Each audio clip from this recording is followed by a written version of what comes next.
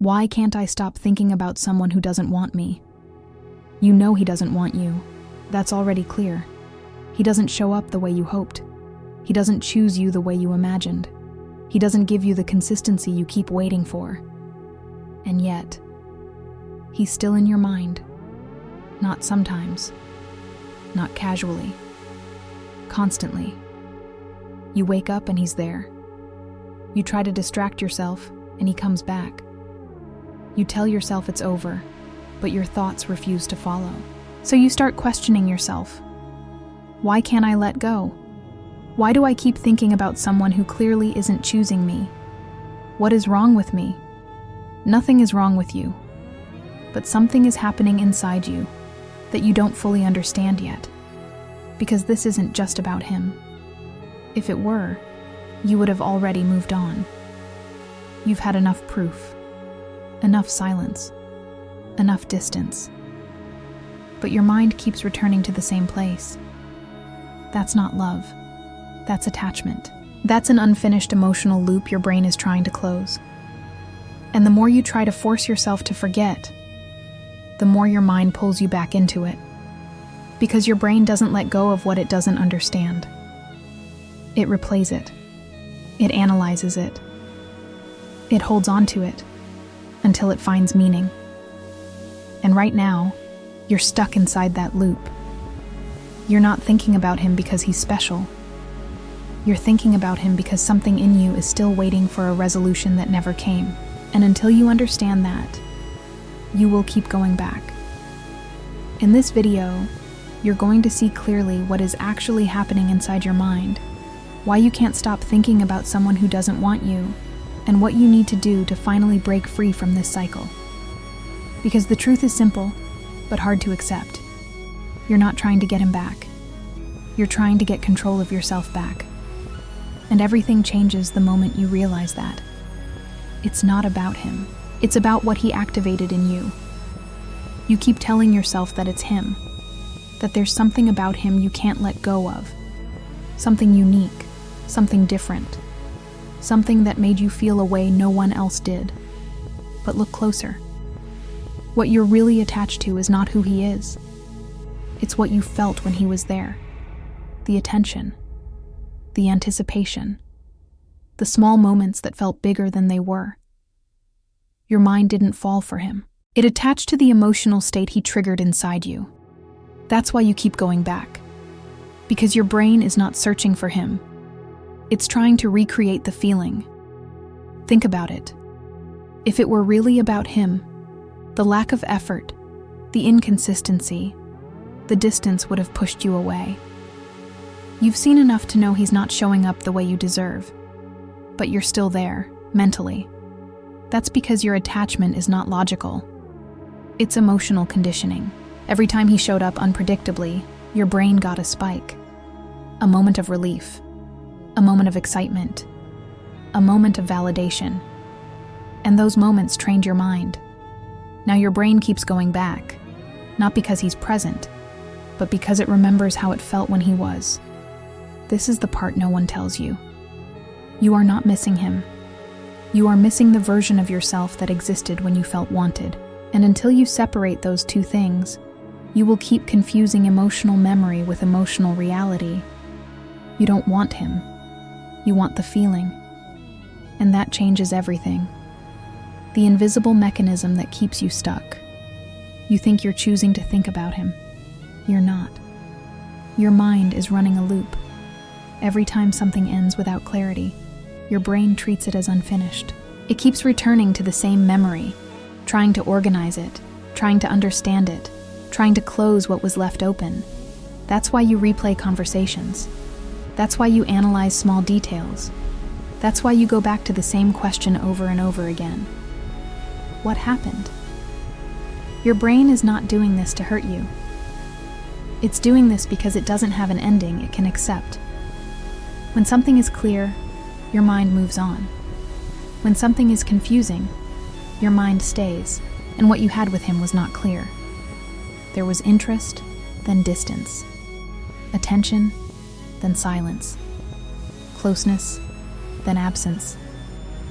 That inconsistency created tension, and tension creates loops. Your brain keeps going back because it's trying to resolve the contradiction. If he cared, why did he leave? If it felt real, why did it end like that? You keep searching for an answer that will make everything make sense. But here's the problem. You're looking for closure inside the same place that created the confusion. That's why you don't find it. And while you keep trying to understand, the loop keeps running. Because your brain believes there is still something to figure out. There isn't. What keeps you stuck is not him. It's the lack of a clear ending. And until you stop trying to solve it, your mind will keep returning to it. You are addicted to the almost. It didn't fully happen. That's exactly why you can't let it go. If it had been complete, clear, consistent, your mind would have processed it and moved on. But it wasn't. It was almost a relationship, almost mutual, almost something real. And almost is the most addictive place you can exist in emotionally. Because your brain fills the gap. It takes what was incomplete and tries to finish it. It creates scenarios, replays moments, imagines outcomes that never existed. Not because it's true, because it wants resolution. You're not attached to what happened. You're attached to what could have happened. That's why you keep thinking about it. You remember the good parts and expand them. You ignore the inconsistency and minimize it. You build a version in your head that feels better than reality ever was. Seneca wrote in Cartas a Lucilio, Carta Tres, that the mind suffers more from imagination than from reality. And this is exactly what's happening. You are not reliving facts. You are reliving interpretations. And the more space something incomplete leaves behind, the more your mind tries to complete it. That's why clear endings hurt, but free you. And unclear endings don't hurt as much at first, but keep you trapped. The almost keeps the door open in your mind. And as long as that door is open, part of you stays there, waiting. Waiting for something that already showed you it wasn't coming. The illusion that keeps you hooked. You are not attached to what he gave you. You are attached to what you believe it meant. That's the illusion. He replied sometimes, and you saw interest. He showed attention in small moments, and you saw potential. He stayed just enough, and you saw possibility. But your mind didn't just observe, it interpreted. And those interpretations created a version of him that never fully existed. Marco Aurélio escreveu em Meditações de Marco Aurélio, livro 4, que a mente molda a realidade a partir do julgamento que faz sobre ela. You didn't just experience him. You constructed meaning around him. You filled the silence with explanations. You filled the inconsistency with hope. You filled the gaps with emotion.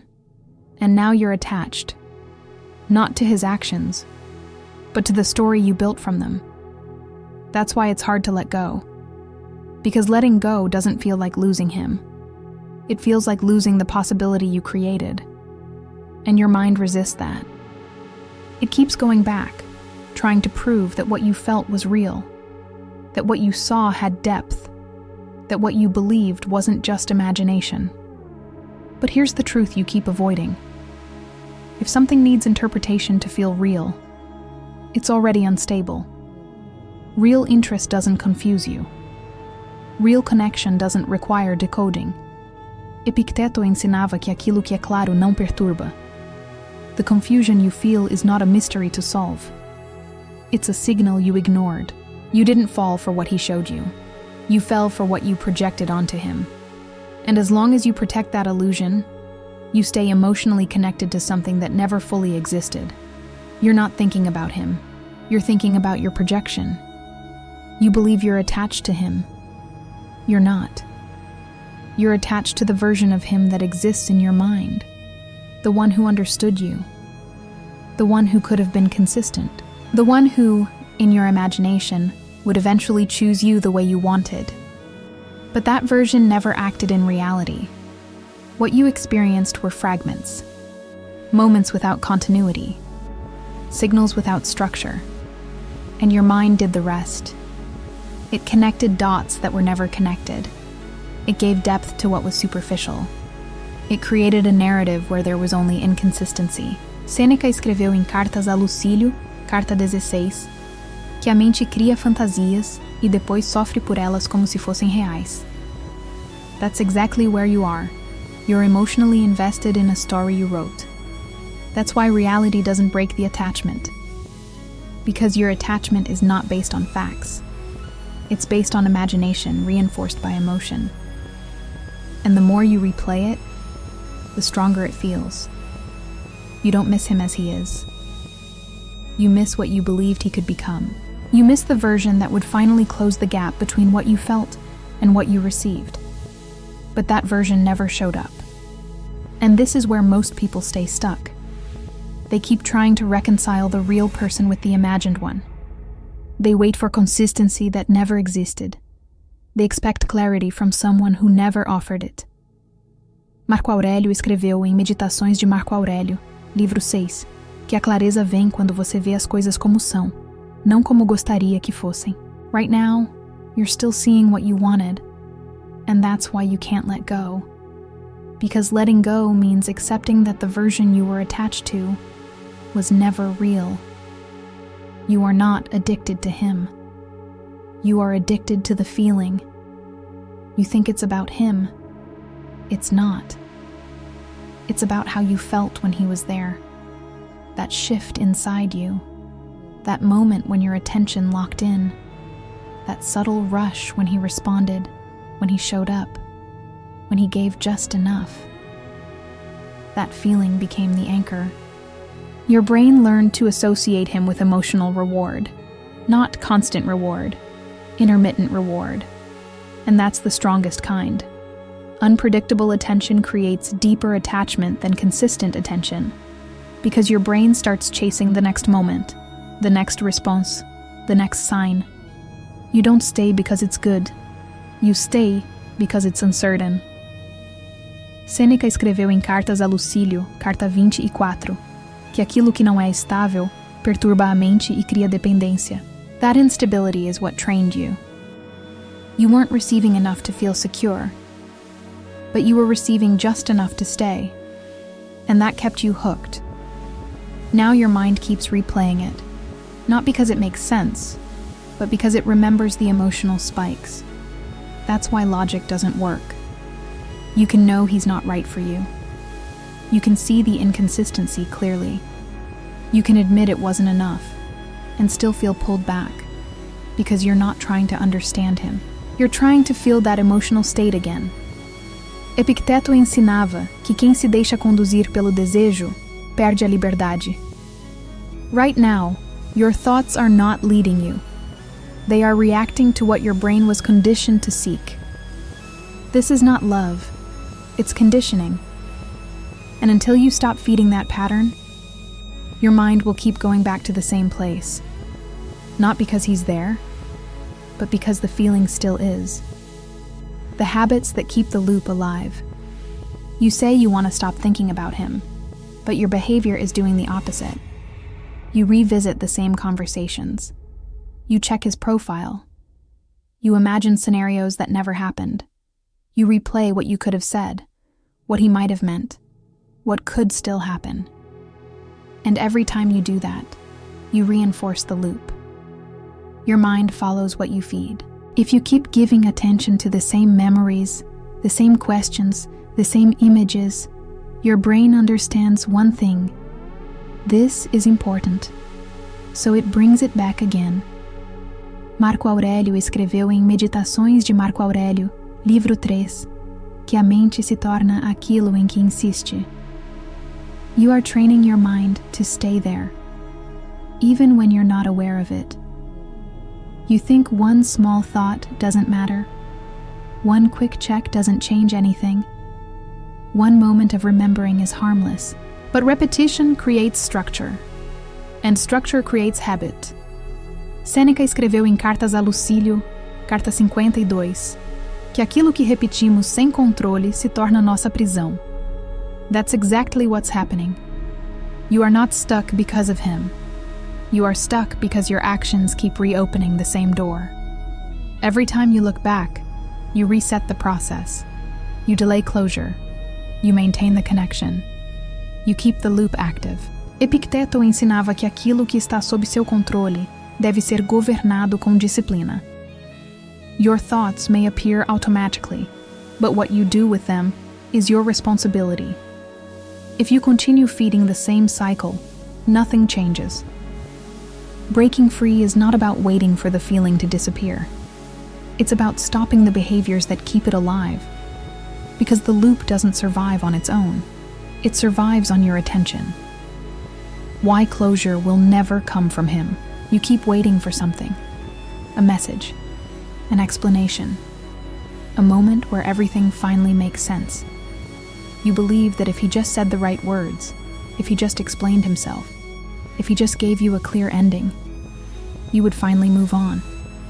But that moment is not coming. And even if it did, it wouldn't free you the way you think. Because the closure you are waiting for is not about information. It's about emotional resolution. And he cannot give you that. He already showed you what you needed to see. His inconsistency was the message. His distance was the answer. But your mind rejected that answer because it didn't match what you wanted. So now you're waiting for a different version, a softer version, a clearer version, a version that justifies what you felt.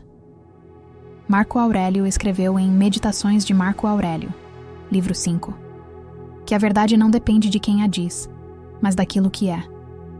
The truth is already there in what happened. You just don't like it. Sêneca escreveu em Cartas, a Lucílio, carta 71, que quem espera pelo outro para encerrar algo prolonga o próprio sofrimento. That's where you are now. Waiting. Waiting keeps the door open. Waiting keeps the loop alive. Waiting keeps you emotionally tied to something that has already shown you its limits. Epicteto ensinava que liberdade começa quando você para de esperar do outro aquilo que só depende de você. Closure is not something he gives, it's something you decide. The moment you stop expecting him to explain, to return, to resolve, you take back control. Because as long as you wait for him to close it, you stay inside it. How to break the loop for real. You don't get out of this by waiting to feel different. You get out by acting different.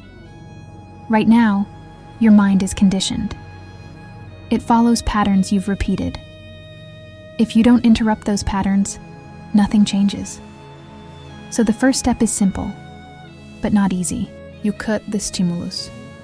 No checking, no revisiting conversations, no creating scenarios in your head. Every time you do that, you weaken the loop. Marco Aurélio escreveu em Meditações de Marco Aurélio, livro 8, que a mente encontra paz quando para de se distrair com aquilo que não depende dela. Right now, your attention is scattered around something you cannot control. You bring it back. Second step, you stop negotiating with your thoughts. When he comes to your mind, you don't follow it. You don't analyze it. You don't go deeper. You notice it, and you return to what you were doing. Sêneca escreveu em Cartas a Lucílio, carta 37, que o pensamento perde força quando não é alimentado. The loop survives because you engage with it. Without engagement, it fades. Third step, you replace the focus.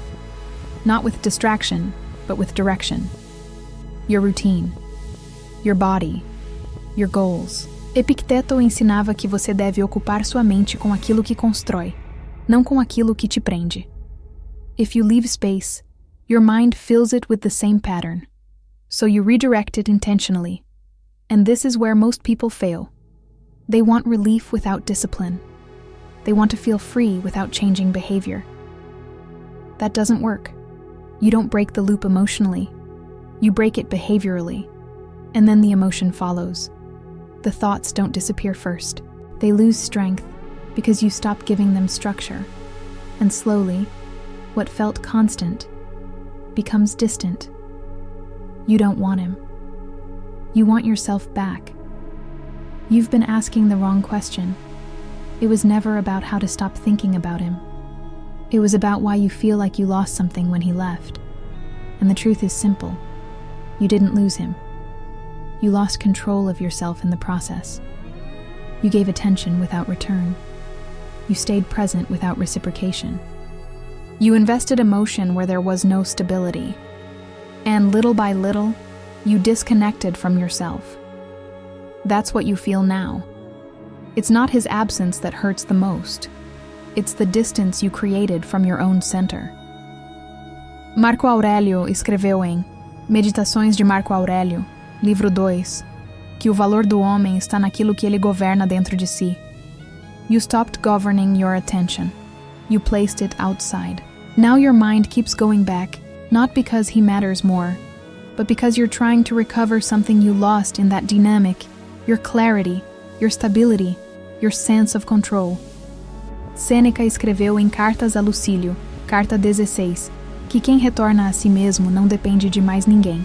That's where your freedom is, not in forgetting him, in reclaiming yourself. Epicteto ensinava que liberdade é viver, sem depender daquilo que não está sob seu controle. He is not under your control, but your attention is. Your focus is. Your direction is. And everything changes when you bring it back. You don't need closure from him. You don't need explanation. You don't need another chance. You need to stop abandoning yourself for something that never chose you fully. That's the real ending. Not when you forget him, but when you no longer feel pulled back. Because now, your mind is no longer trying to go back there. It has something stronger to return to. You.